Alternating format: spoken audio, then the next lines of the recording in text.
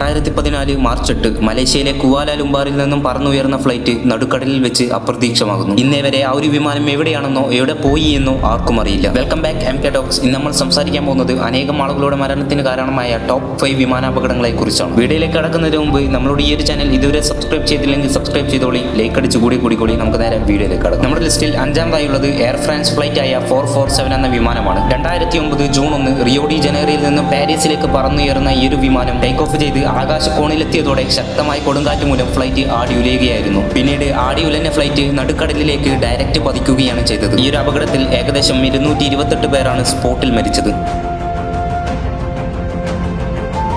ലിസ്റ്റിൽ 4ാം സ്ഥാനത്തുള്ളത് Malaysian airline flight ആയ MH370 എന്ന വിമാനമാണ്. നേരത്തെ പറഞ്ഞ പോലെ തന്നെ കുവാലാലുംബാറയിൽ നിന്നും പറന്നുയർന്ന ഫ്ലൈറ്റ് നിമിഷ നേരം കൊണ്ട് റഡാറുകളിൽ നിന്നും മാറിപ്പോവുകയാണ് ചെയ്തത്. പിന്നീട് ഇതുവരെ ഈ ഒരു വിമാനത്തിനെ കണ്ടുപിടിക്കാൻ സാധിച്ചില്ല എന്ന് തന്നെയാണ് അതിശയകരമായ ഒരു സംഭവം. ഈ ഒരു വിമാനത്തെ കടലിന്റെ അടിത്തട്ടിൽ നിന്നും കണ്ടെത്തിയെന്നുള്ള പലതരം വാർത്തകൾ പരന്നെങ്കിലും ഇതിന് കൃത്യമായ തെളിവൊന്നും ഇതുവരെ ലഭിച്ചിട്ടില്ല. ഈ ഒരു വിമാനം കാണാതായതോടെ ഈ ഒരു വിമാനത്തിൽ സഞ്ചരിച്ചിരുന്ന 239 പേരെയും പിന്നീട് കണ്ടുകിട്ടിയിട്ടില്ല. അടുത്ത ടോപ്പിക്കിലേക്ക് കടക്കുന്നതിന് മുമ്പ് ഇതുപോലത്തെ സംഭവം നടന്നിരുന്ന ഏതെങ്കിലും കാര്യങ്ങളുണ്ടെങ്കിൽ താഴെ കമന്റ് ചെയ്യുക. ഏറ്റവും കൂടുതൽ നല്ല കമന്റ് ഏതാണോ അതിനെ ഞാൻ പിൻ ചെയ്ത് വെക്കുന്നതായിരിക്കും. നമ്മുടെ ലിസ്റ്റിൽ മൂന്നാമതായുള്ളത് നമ്മുടെ എയർ ഇന്ത്യ തന്നെയാണ്. 1985 ജൂൺ 23 ലണ്ടൻ വഴി ഡൽഹിയിലേക്ക് യാത്രയായിരുന്ന എയർ ഇന്ത്യ വിമാനം പറന്നുകൊണ്ടിരിക്കവേ അതിന്റെ വലതുഭാഗത്തുള്ള ചിറക് പെട്ടെന്ന് പൊട്ടിത്തെറിക്കുകയാണ് ചെയ്തത്. ഈ ഒരു അപകടം തികച്ചും ഒരു ഭീകരാക്രമണം തന്നെയായിരുന്നു. സ്പോട്ടിൽ മരിച്ചവർ 329 പേർ. ഇത് ഇന്ത്യൻ എയർഫോഴ്സ് ഏവിയേഷൻ ഹിസ്റ്ററിയിലെ ഏറ്റവും ഭയാനകരമായ ഒരു അപകടം തന്നെയായിരുന്നു.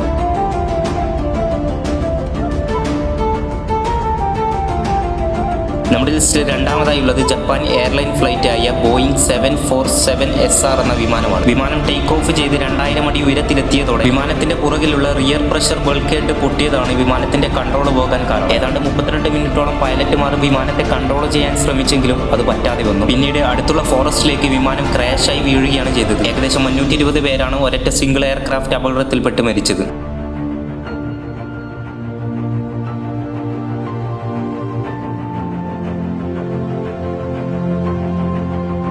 നമ്മുടെ ലിസ്റ്റിൽ 1ാം സ്ഥാനത്തുള്ളതാണ് ടെൻറിഫൈൻ എയർപോർട്ടിൽ നടന്ന ഈ ഒരു ഡിസാസ്റ്റർ. റൺവേയിൽ ടേക്ക് ഓഫ് ചെയ്യാനിരുന്ന വിമാനം കൺട്രോൾ റൂമിലെ തെറ്റായ നിർദ്ദേശവും മൂടൽമെന്നും കാരണം ടേക്ക് ഓഫ് ചെയ്ത് തുടങ്ങിയതോടെ റൺവേയിലെ മൂടൽമെന്ന് കാരണം റൺവേയിലുണ്ടായിരുന്ന മറ്റൊരു വിമാനത്തിൽ കൊണ്ടുപോയി ഇടിക്കുകയാണ് ചെയ്തത്. വിമാനത്തിലുണ്ടായിരുന്ന ഏകദേശം 583 പേരാണ് ഇവരുടെ അശ്രദ്ധ മൂലം മരിച്ചു വീണത്. അപ്പോൾ വീഡിയോ ഇവിടെ വൈൻഡപ്പ് ചെയ്യാണ്. നിങ്ങൾ ഇതുപോലത്തെ ഏതെങ്കിലും അപകടത്തിൽപ്പെട്ട് രക്ഷപ്പെട്ടു വന്നവരാണെങ്കിൽ ആ ഒരു സ്റ്റോറി ഈ കമന്റ് ബോക്സിന് താഴെ അറിയിച്ചു വെക്കുക. നമുക്ക് നോക്കാലോ ആർക്കൊക്കെ എന്തൊക്കെ അനുഭവങ്ങളാണെന്ന്.